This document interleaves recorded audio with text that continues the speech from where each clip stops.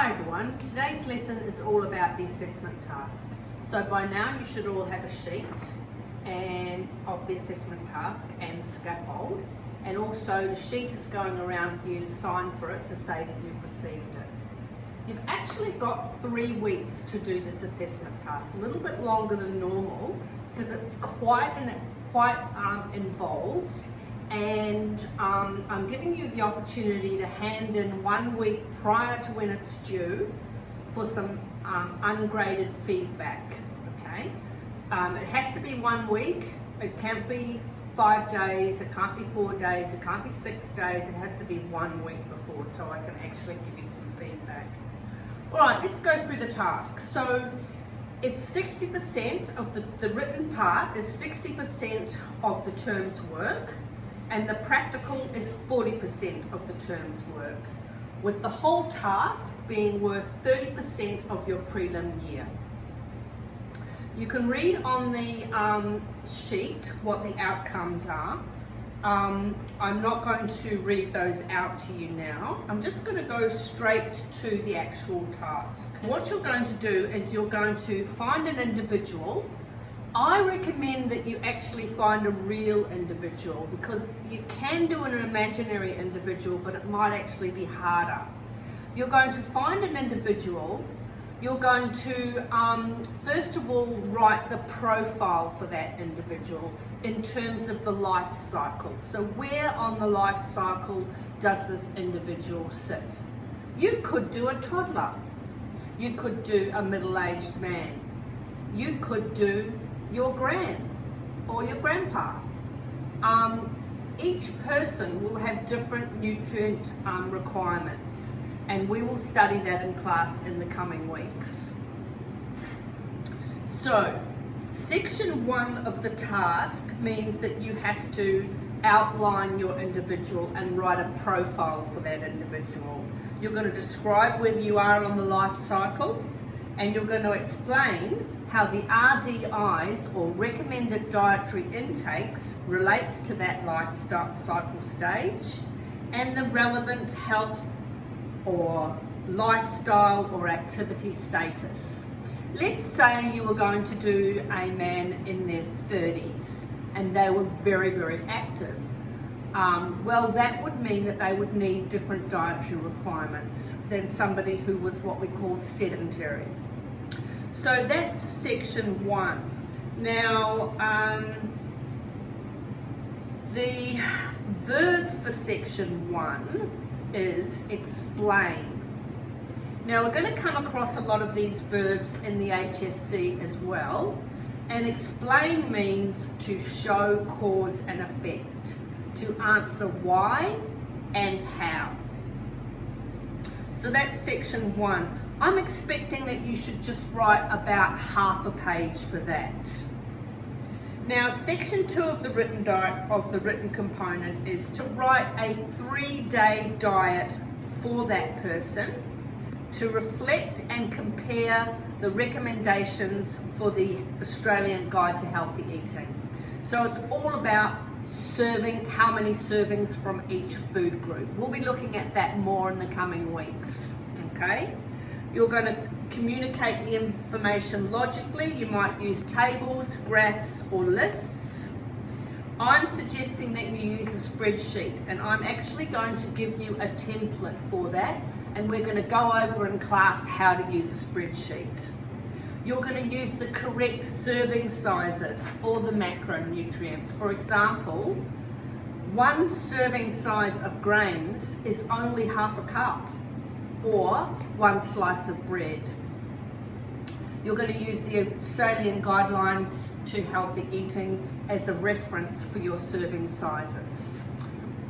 Shortly I'll show you how to access those. We're just going to keep going through this. Now,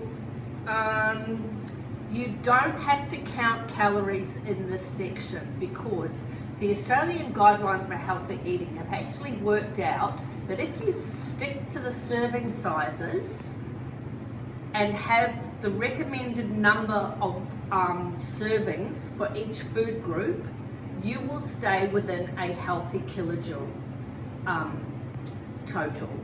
So in terms of energy input, you will have just the right amount, okay? But the next section has you actually, you have to ask your individual to do a diet diary for 3 days. Now, if your person is tech savvy, you can get them to download a calorie counter. And I'm suggesting that you use an Australian one called Control My Weight. Then all you need to do is get their login details and you can go over that yourself over the 3 days. If they're not tech savvy, I recommend you go to Officeworks and get them a little notebook, because they have to write everything they eat and drink for 3 days, because you are going to use the verb, you are going to assess, you are going to make a judgment of value, quality, outcomes, results, or size. That's what assess actually means. You're going to write an assessment of the suitability of the individual's current daily diet, and you're also going to assess the cooking methods used. Let's say they fry everything. Well, this is not so great, and you're going to write some survey questions for that person using the 6 basic principles of planning a diet, okay? And those 6 principles are, we're going to look at that in the textbook in the coming weeks, but I've handed out a photocopy of those 2 pages, and the 6 principles are adequacy, balance, energy control, nutrient density, moderation, and variety. Okay, 3. Now section 4 is for you to make a suggestion for an improvement in the 3-day diet that they've handed you. You're going to do what's called, and the verb is evaluate. You're going to evaluate the impact of the interrelationships and cooking methods used to get optimal nutrition. You're going to look at the correct balance of macronutrients. So if the person is having a lot of carbohydrates and not enough protein, or if they're a vegetarian, they need to use whole grains mixed with legumes to form a complete protein. So I'm just going to go through now. You do have a very detailed marking rubric, which you should read at your leisure, okay? But I'm now going to go through and tell you what I would expect in terms of word count for each section of the written section. Okay, so for section 1, your profile, half a page is fine. For all the other sections, you can write at least half a page, but if you want to reach the higher grades, you'll want to write at least a page. For section 3, you can count the kilojoules, but for your meal plan, you don't have to count the kilojoules, just count the servings, okay, from each food group. From section 2, I'm now going to go through with you to show you on this page here that you've been given, you've got some links, okay? And these links will help you do the task. I'll just minimize this and I'll go through it. This is the Eat for Health calculator, and you can count through you can calculate the number of serves by putting in whether the age of the person, whether they're male or female, whether they're pregnant or breastfeeding, and that will actually give you the number of serves that they will require from each food group. Another link is from Nutrition Australia, and that has a fact sheet here about what is an actual serve of each of the food groups, okay? All right, we need to move on. And I'll address any questions at the end. I want to just quickly go through with you the practical task.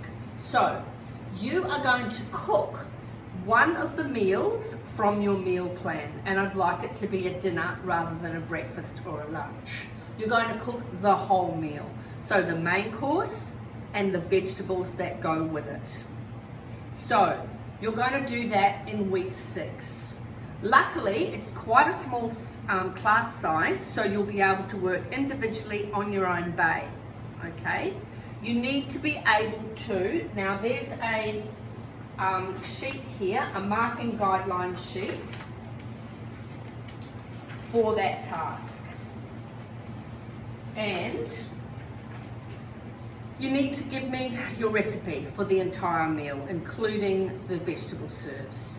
You need to use cooking techniques that maintain your nutrition value. So I really wouldn't choose anything deep fried. This is not the place to do fish and chips. Your serving size from each food group also needs to be appropriate. Also, I will be assessing you on how you utilize food safety. So you have to work in a hygienic manner, normally, as we always do, hair tied back, proper shoes, hands washed. You need to use the correct coloured boards. You need to use gloves when necessary, for example, when handling raw chicken. Your bay needs to be clean and tidy at the end of the lesson, and your cooking area needs to be kept clean and tidy throughout the lesson, okay? And lastly, we need to have a look at the meal in terms of whether it is plated pleasingly, whether the meal tastes pleasant, and also, very importantly, whether the meal uses a rainbow of colours. For as we are going to note in coming lessons, different food colours have different nutrients. So if you eat a rainbow of colours, you are getting all the nutrients that is required. So we're going to use the last 10 minutes of this section of the lesson to take any questions.